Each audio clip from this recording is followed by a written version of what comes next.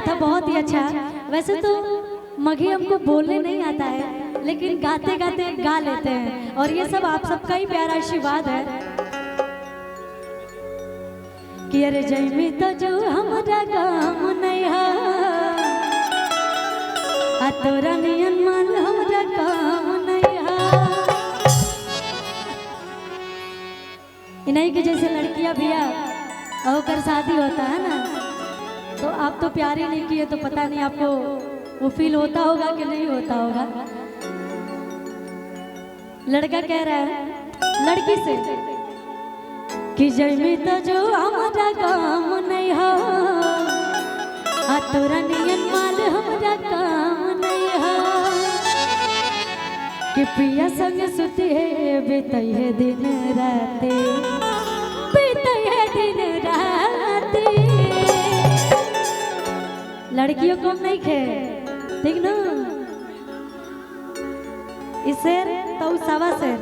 और हम चाहेंगे कि हमारे बीच बहुत ही अच्छी अदाकारा बंटी बबली जी भी आई हैं, तो आप लोग आ जाती तो बहुत अच्छा होता। अगर आप लोग रेडी हैं तो आ जाइए।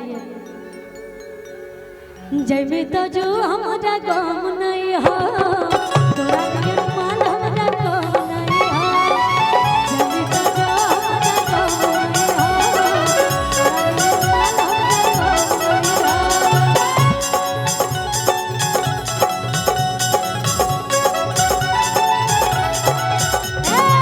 जयमी तो जो हमारा काम नहीं हो, तोरा नियन माल हमारा काम नहीं हो, पिया संग सुती है बीतई है दिन रात, बीतई है दिन रात। अच्छा बंटी जी और बबली जी आप लोग आ जाइए, रुक लीजिएगा भैया। बहुत खूबसूरत हैं आप दोनों लोग।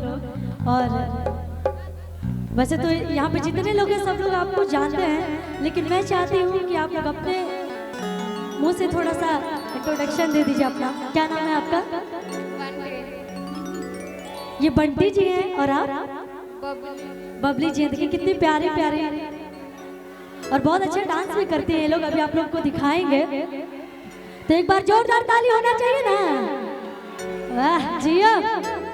कि जयमी तो जो हमारा काम नहीं हो, तोरा नियन माल हमारा काम नहीं हो।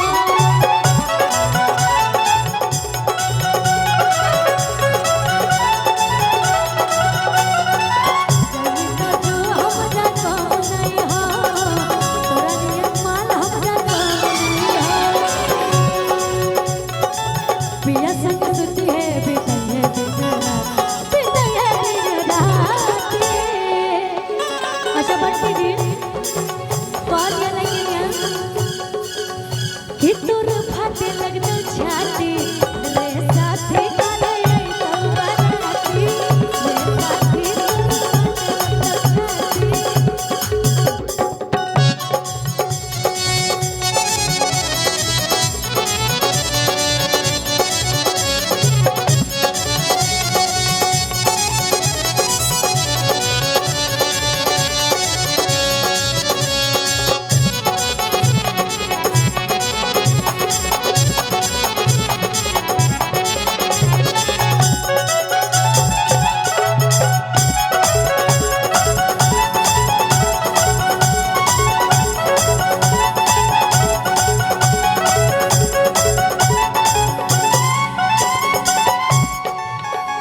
लइका कहता कैसे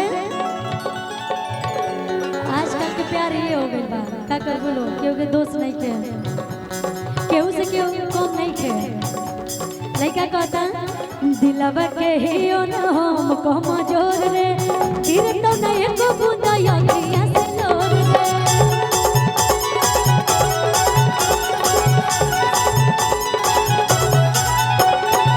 दिलवा के ही न हम कमजोर रे, गिर तो नहीं को बूंदा यंगिया से लोर रे।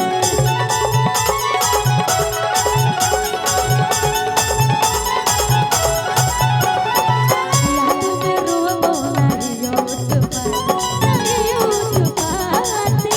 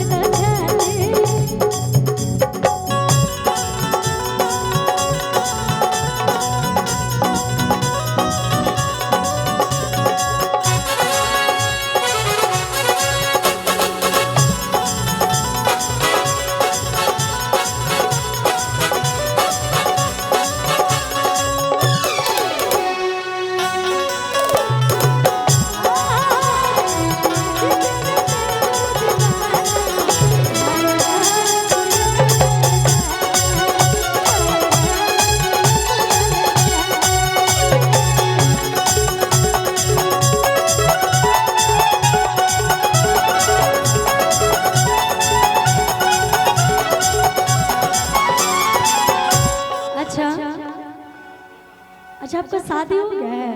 नहीं हुआ है शादी? अच्छा, इसमें किसी का शादी नहीं हुआ है? हैं?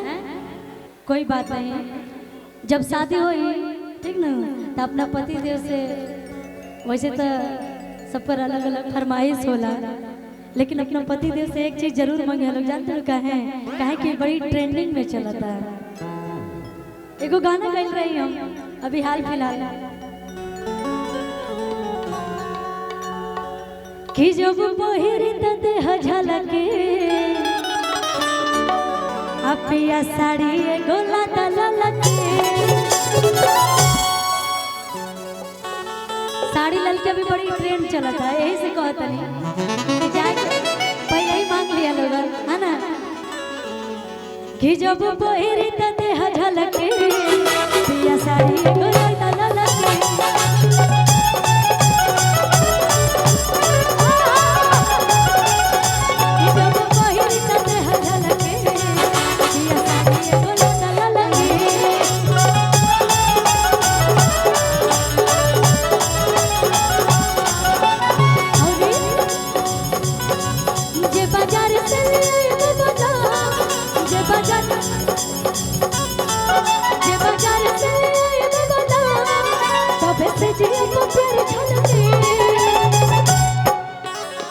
ये गाना मेरा HR म्यूजिक उमा फिल्म्स पे आया है और आप सब बहुत प्यार दे रहे थे, दिल से धन्यवाद देना चाहती हूँ आप सभी को।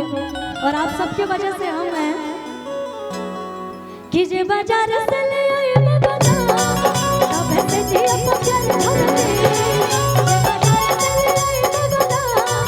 तब से जी अपन चल धरते। हम उससे कहते हलके हलके एगो साड़ी ले आजा ललके।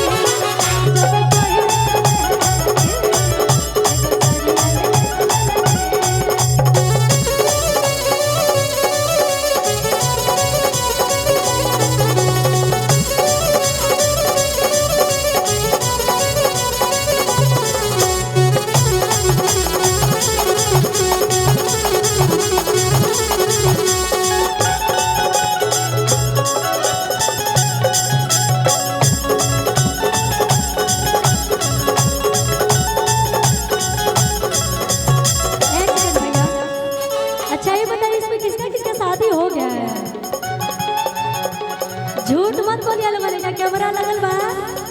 मेरा लेकिन बड़ी मारी केकर बिया हो गई बा, हो गया सबका ना। उधर से उसमें किसी का नहीं हुआ है,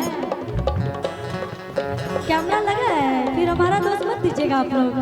हम इसलिए बोल रहे हैं कि एक एक को खरीद के लड़की साड़ी जाके दे दीजिएगा, लोग तो खुश हो जाएंगे बेचारे, है ना? कि जब पहिरी त देह झलके